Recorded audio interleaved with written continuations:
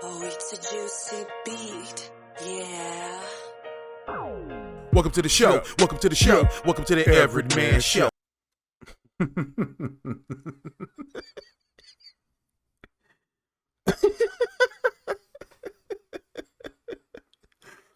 Yo, yeah, I'm laughing at the Steelers. Let me tell you about something. Let me tell you that men lie, women lie, and even sometimes numbers can lie. When it comes to the Steelers, this is when numbers lie. The Steelers have been the bottom of the barrel in everything that you could possibly be the bottom of the barrel at all season. But everybody just saying they keep winning. They keep winning. They know how to win. That's the Steelers. That's the Steelers. Kenny Pickett. You thought Kenny Pickett was about to take you. Oh, you thought he was going to be Brock Purdy. You thought that he was going to take you to a championship. No. Brock Purdy started off damn near perfect. Kenny Pickett started off throwing like 9 interceptions and 7 touchdowns, or 13 interceptions and 7 touchdowns. What made you think that it was going to be some great jump the next year? Baker Mayfield came in and set a touchdown record as a rookie, and people said, no, he ain't going to be good enough. He ain't going to be good enough. But Kenny Pickett was going to lead you in a quarterback-driven league. Hey, look, man, even the league ain't had no faith in y'all team, and they knew y'all was trash. Let me show you something. Let me show you about the Pittsburgh Steelers. I don't know why Stephen A. Smith and Colin Cowherd and everybody else is all shocked, like, oh, the Steelers.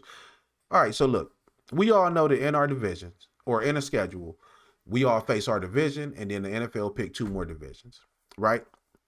That we going to face. So we all face basically the same people if you're in the division. But then it's 3 games that the NFL pick based on what they think your team is and what you can produce on. All right, Steelers is a good brand in the NFL. Know that. So let's see what everybody got to play with. Here go the NFL pick games for every AFC North team. We got the Steelers. They got the Raiders, Packers, and the Patriots. All good brands, right? Packers is a good brand. Patriots is a good brand. Raiders is a good brand. They're associated with good things, except for the Raiders. They kind of shaky. They always give you some type of shaky game.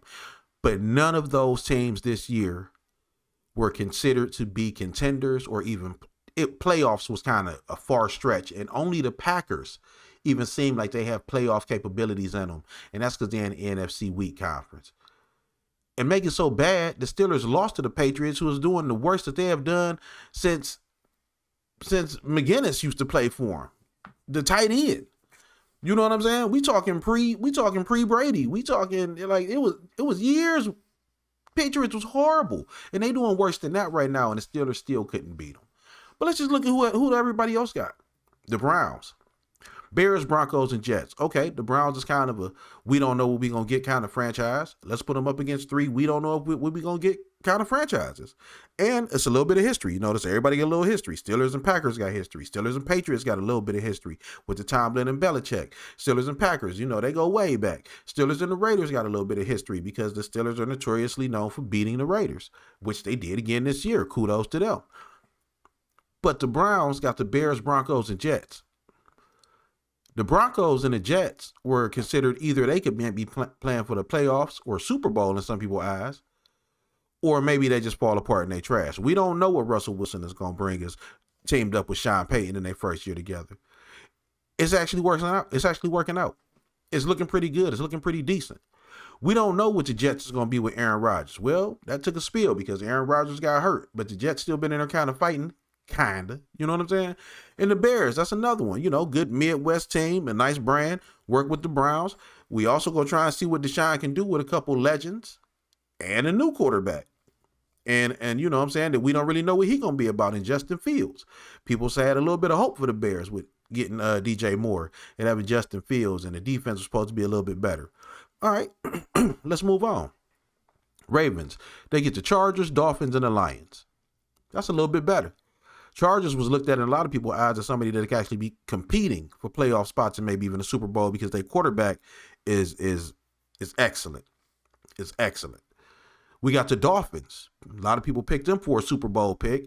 Definitely knew they was going to be in the playoffs, and they had very high hopes. And the Lions, who people, even before the season started, you had Jared Goff, who was a Super Bowl quarterback, and you see how they ended the year last year, so it was a little bit of praise on them.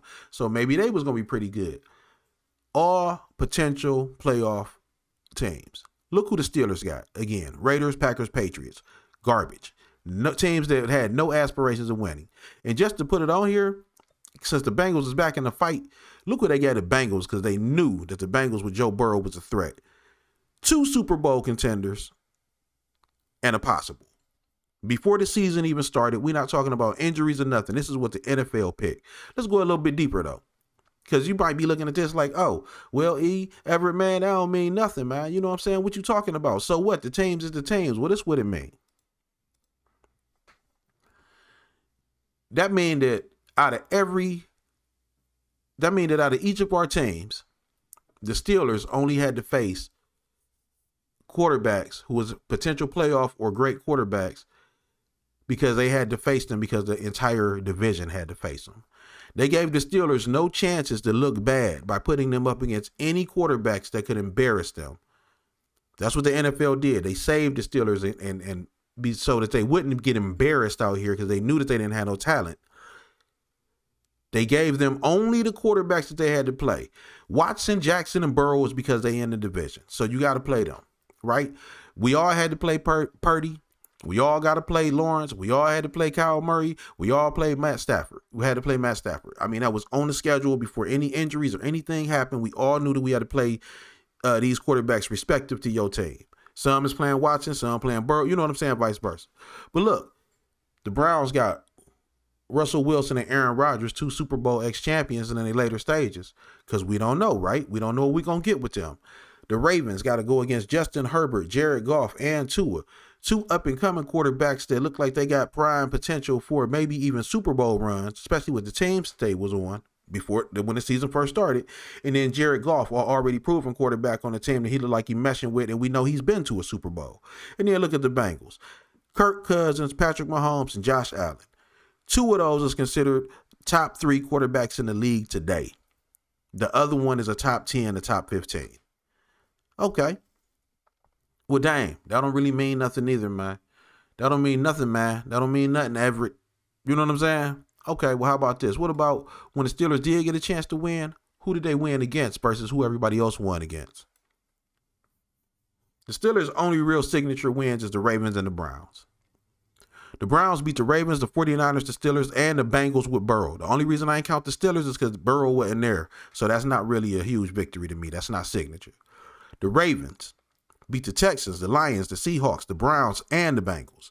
And the Bengals, even though they 6-6, and we looking at them like Joe Burrow out of it and yada, yada, yada, they beat the Seahawks, the 49ers, the Bills, and the Jaguars. They probably got the 3 most impressive signature wins out of everybody. But yet, when you look at the Steelers' record, and they were 7-5 before they got whooped on by the Patriots, it's, oh, no, the Steelers is going to come around. Kenny Pickett, yada, yada, yada. Come on, man. Kenny Pickett never was going to give y'all a chance at anything. There was nothing that was going to save the Steelers, man. This is when numbers lie. When you're looking at those wins and losses in that column, and you talking about, well, they know how to win games, that's because the competition they was up against, they was set up to win. They was set up to get a little bit of victories. But that's over with now. That's over with now. Because even when they try and set them up for victories, they still coming through and losing. How do you lose to the Patriots? Why? Because they got Bill Belichick, you got Mike Tomlin. Trash. You know what I'm saying? Get the Steelers out of here, man. Your dynasty is over. You had a good run, but it's a wrap now.